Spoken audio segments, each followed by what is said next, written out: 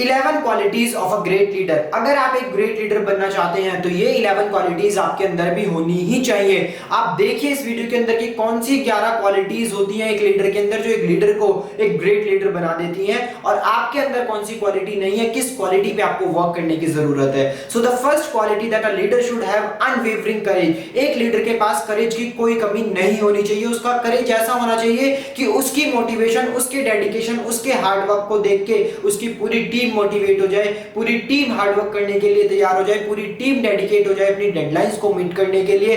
सो एक लीडर जो होता है वो अपने गोल्स के लिए, अपनी डेडलाइंस के लिए, अपनी अचीवमेंट्स के लिए पूरा एक अनवेवरिंग करेज अपने अंदर रखता है, जिस करेज को वो खुद भी खत्म नहीं कर सकता, और उसके इस करेज की वजह से उसकी पूरी टीम मोटिवेट होती है। The second quality of a great leader is self control। एक लीडर के अंदर हमेशा सेल्फ कंट्रोल होता है। वो बाहर की डिस्ट्रैक्शन से कंट्रोल नहीं होता, बाहर की सोसाइटी से कंट्रोल नहीं होता, बाहर के एनवायरनमेंट से कंट्रोल नहीं होता। उसके अंदर सेल्फ कंट्रोल होता है। उसे पता होता है कि उसे किस डायरेक्शन में जाना है, उसे पता होता है कि उसके लिए कौन सी चीजें करना सही है, उसे पता होता है कि उसके लिए कौन सी चीजें करना गलत है। सही चीजों को वो चूज करता है, गलत चीजों को वो अवॉइड करता है। इस तरह का सेल्फ कंट्रोल एक लीडर के अंदर होना चाहिए। So this is the second quality of a great leader. The third quality of a great leader is a कीन सेंस ऑफ जस्टिस। एक लीडर के अंदर जस्टिस की क्वालिटी हमेशा होनी चाहिए। ऐसा नहीं होना चाहिए कि वो अपनी टीम के अंदर जस्टिस ही नहीं कर पा रहा है, कि किसी टीम मेंबर की गलती की वजह से उसकी पनिशमेंट किसी और टीम मेंबर को मिल रही है, या फिर किसी टीम मेंबर को वो पर्टिकुलर सपोर्ट दे रहा है, ज्यादा उसको टेक केयर कर रहा है और बाकी टीम मेंबर्स को वो अवॉइड कर रहा है। So this is not justice. अपने टीम मेंबर्स के साथ, अपनी एम्प्लॉयज के साथ में, अपने क्लाइंट्स के साथ में उसको जस्टिस करना आना चाहिए। अ कीन सेंस ऑफ जस्टिस एक लीडर के अंदर होना ही चाहिए। The fourth quality of a great leader is definiteness of decision। Definiteness of decision मतलब क्या? डिसीजंस की स्पष्टता, मतलब उसने एक बार जो डिसाइड कर लिया वो उसको करना ही करना है। अगर उसने कोई राइट डिसीजंस लिए हैं तो वो अपने डिसीजन से पीछे नहीं हटेगा। मैंने ये डिसाइड किया है, इस गोल को अचीव करना है, इस टारगेट को अचीव करना है, एक बार डिसाइड हो चुका है तो इसको अब अचीव करना ही है, चाहे जैसे मर्जी करना पड़े, जितना मर्जी हार्डवर्क करना पड़े, जितना मर्जी एफर्ट्स लगाने पड़े। डिसाइड कर लिया है तो अब उसको पूरा करना ही करना है। The fifth quality of a great leader is definiteness of plan।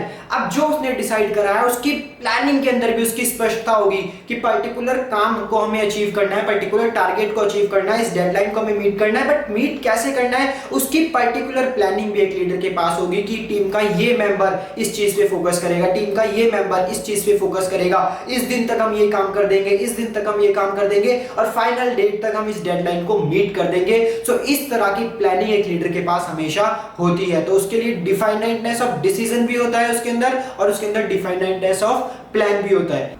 The sixth quality of a great leader, ये सबसे महान क्वालिटी है एक लीडर के अंदर, और ये क्वालिटी आपको हर किसी लीडर के अंदर नहीं मिलेगी। अगर ये क्वालिटी आपके अंदर है that means you are a great leader. और वो कौन सी क्वालिटी है? The habit of doing more than paid for. आज के टाइम पे लोग एक्सपेक्ट करते हैं कि मुझे पैसा ज्यादा मिले और काम कम करना पड़े, but that is not a quality of leader.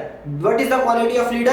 The habit of doing more than paid for। उसको जितना पैसा भी नहीं मिलता उससे ज्यादा वो एफर्ट्स करता है अपने ऑर्गेनाइजेशन के लिए, अपने क्लाइंट्स के लिए, अपने लिए, अपनी लाइफ के लिए। वो ज्यादा एफर्ट करता है जितना उसको पैसा मिलता है, उससे ज्यादा उसके एफर्ट्स होते हैं। So this is one of the most important quality of a leader. The seventh quality of a leader is pleasing personality। Leader को कभी भी एग्रेसिव नहीं होना चाहिए। बहुत ही कम सिचुएशंस ऐसी होनी चाहिए जिसमें उसको एग्रेशन शो करना पड़े। अदरवाइज एक लीडर को एक प्लीजिंग पर्सनैलिटी होना चाहिए, अपने टीम मेंबर्स के साथ एक प्लीजिंग बिहेवियर में रहना चाहिए, अपने क्लाइंट्स के साथ, अपनी ऑर्गेनाइजेशन के अदर मेंबर्स के साथ में उसको एक प्लीजिंग पर्सनैलिटी की तरह बिहेव करना चाहिए। The eighth quality of a leader is sympathy and understanding. दूसरों के लिए सिंपैथी होना, that is one of the most important quality of a leader. दूसरों के साथ एक अंडरस्टैंडिंग बिहेवियर होना, that is one of the most important qualities of a leader.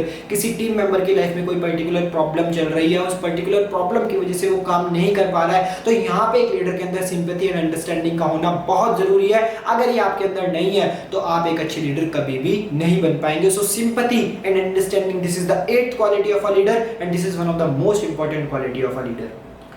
तो ninth quality of a leader is mastery of detail. एक leader जो आपको मिलेगा ना उसके पास में डिटेल की मास्टरी होगी, मतलब नॉलेज का भंडार होगा। मान लीजिए कि आपकी टीम में कोई काम दिया है लीडर ने और उस लीडर को उस जो काम दिया है उसकी पूरी मास्टरी का होना बहुत ज्यादा जरूरी है।